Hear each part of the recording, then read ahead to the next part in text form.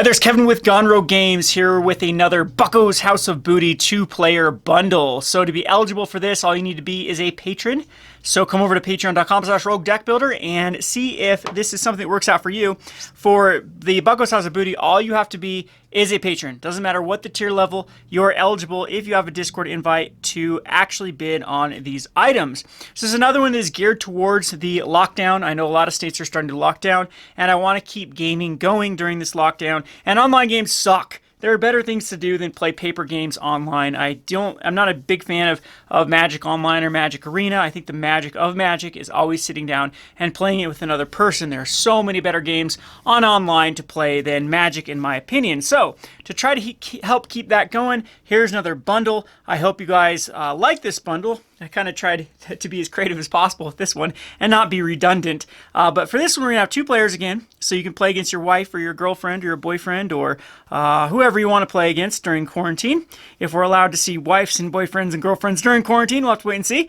But anyway, we're going to have the green-purple player. So the green-purple player gets this beautiful game-genic green, and we have the purple RDB logo on here, as well as a green-purple boulder. So this is the emerald and amethyst combined together with the boulder. These are still my favorite deck boxes. You can mix and match them with what other colors you decide to mix and match them with. I've decided for you to mix and match to get this green-purple boulder. The second player is going to be a white. So it's going to be a white-purple. So purple's the theme for this Buckos. So I hope you like the color purple. Both players like the color purple. This is a dragon shield. Stitched matte, so it's got the stitching on the sides here, and it is also white on purple. And since it's white on purple, we're going to do the frosted white on the amethyst purple boulder. So same thing, these just, come off. They are great card protectors. They hold 100 cards. A huge fan of boulders. Now, normally these cost about $6 a piece for a distributor price. If you are a patron at a $15 or high tier, these are, you can buy these for $6 a piece, and maybe I'll even mix and match them for you if you so choose. Yeah, so there we have the boulder from the frosted purple and the purple and the emerald. So hope you like these so far, these themes so far. All right, so this is going to have more of, last one we had a pre-release theme. This one's going to have more of an intro deck theme. So first of all, this was something I picked up from a collection. It has all the cards, so both the Jace versus Vraska. So all the cards are in here. I double checked. This is someone that sold me their collection. They're actually still in mint condition. Looks like they didn't even be shuffled or played, you can see on those. So they just unpackaged it, I guess, decided Magic wasn't for them, and then they, sold all of their collection. So this is also the Jace versus Vraska. It even has a token still in it. Everything is still in this one. There aren't any missing cards. Like I said, I don't even think they got around to actually even playing this. So there was also the same scenario, the Merfolk versus Goblins, which is still fully the list. Same thing. These do not even look like they've been shuffled. There are the backs to them. So still mint out of the box. Merfolk versus Goblins. So you got the Master of Waves there, or Master Pearl Trident. Master of Waves foil right there for the Merfolk versus Goblins.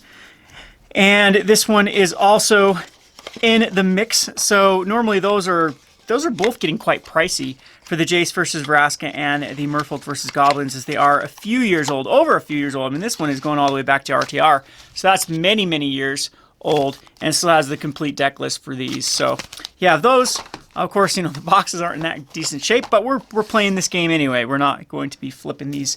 All right, so I have some loose ones from, I believe this is the Game Nights, this year's Game Nights.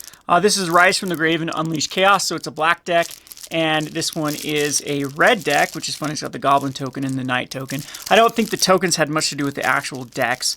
Maybe they were. I'm not 100% sure here. But Rise from the Grave and the Unleash Chaos. I believe this is the Chase card, right? Is the black card? Someone will have to correct me if I'm wrong. It was the green or the black for this year's Game Nights, which was the one that was actually worth money.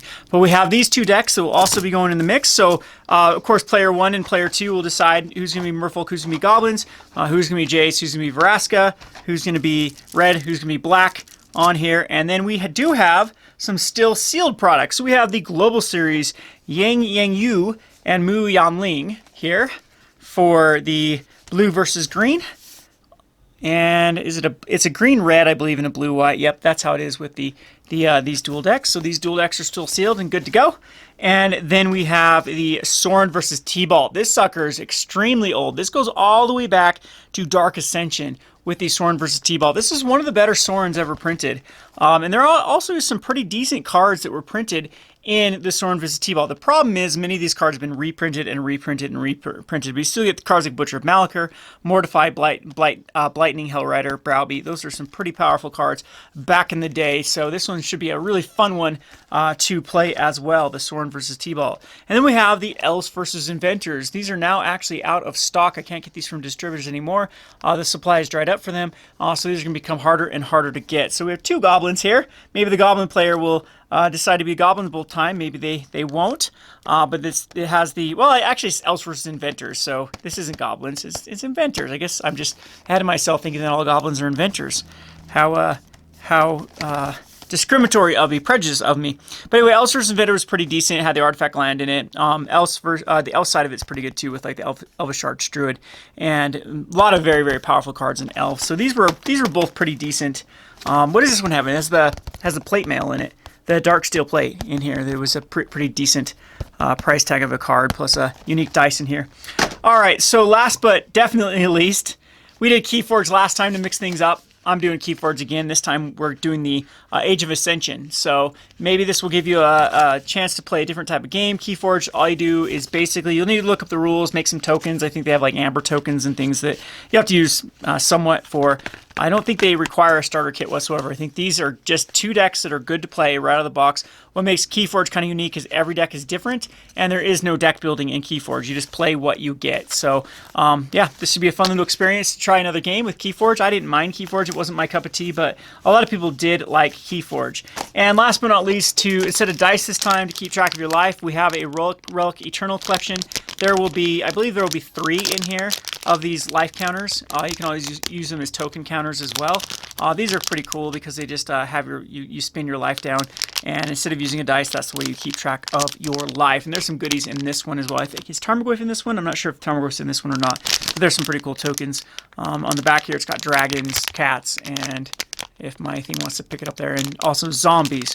So that's what I have with you. It's a pretty decent amount of stuff for this lot. You get everything you need to play. Like I said, the life counter, the deck boxes. Could be a good gift for getting people into the game as well. We got a lot of classic intro decks here. We have plenty of cards to play with and start deck building once it's done. And all in all, like I said, if you send me pictures that you played, we do give out prize support for that.